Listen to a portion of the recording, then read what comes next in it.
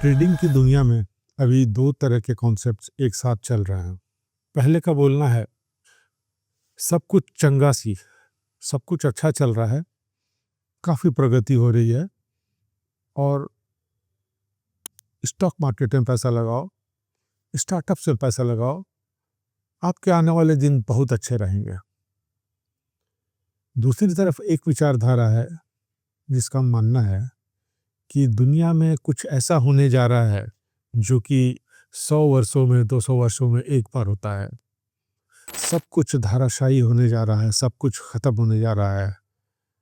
आपका कैश में रखा हुआ पैसा, बैंक में रखा हुआ पैसा भी सुरक्षित नहीं है, इसलिए कि हर देशों की करेंसी खत्म होने जा रही है। काफ़ी काफ़ी भारी वैल्यूएशन होने जा रहा है।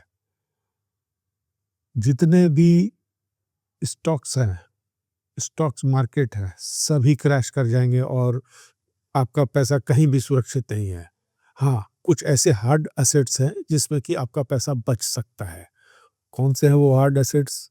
सबसे पहला सोना, सोना में आप पैसा लगा सकते हैं।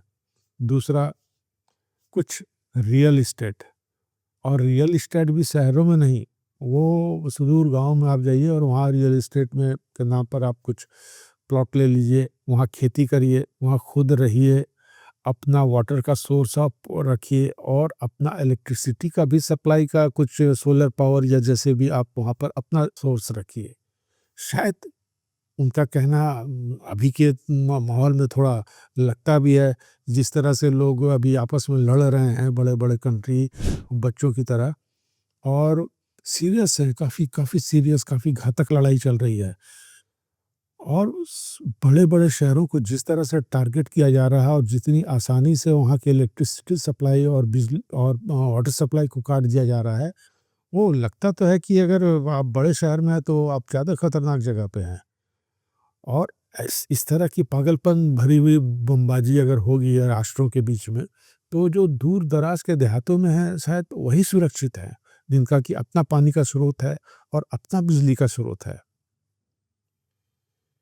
और सोना तो टाइम टेस्टेड है। अगर वाकई में सारी करेंसी फेल करते हैं, अगर वाकई में अभी जो हम लोग डॉलराइज्ड इकोनॉमी जो देख रहे हैं, मॉनेटरी सिस्टम हर जगह का देख रहे हैं, ट्रेड का सिस्टम देख रहे हैं, अगर वाकई में डॉलर बुरी तरह से क्रैश करता है तो वो डॉलर तो डूबेगा डूबेगा ही, उसके साथ साथ बहुत देशों की करेंसियां डूब जाएंगी। इसलिए कि डॉलर और यूएस ट्रेजरीज के साथ काफ़ी हर दुनिया की इकोनॉमी जुड़ी हुई है, और वो अगर बड़ा जहाज़ डूबेगा तो साथ में बहुतों को लेकर के डूबेगा और हम लोग भी उससे शायद अछूते नहीं हैं।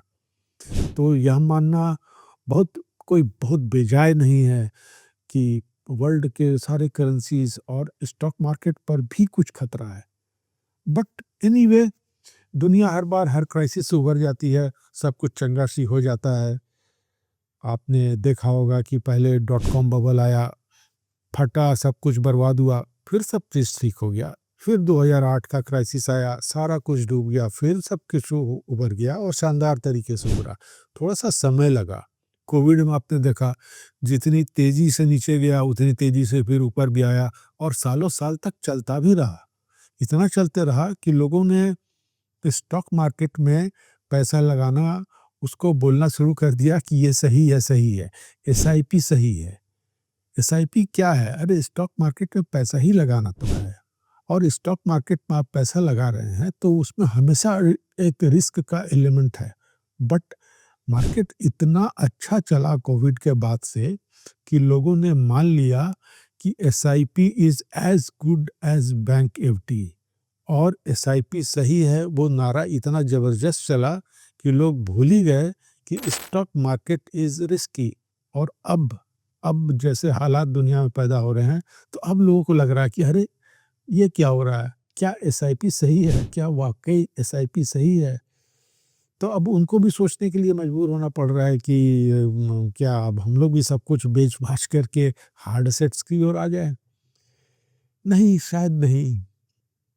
इसलिए कि अगर आप दुनिया में हैं, जी रहे हैं, आगे जीने की इच्छा है आपकी, तो आपको तो थोड़ा ऑप्टिमिस्टिक होना ही पड़ेगा।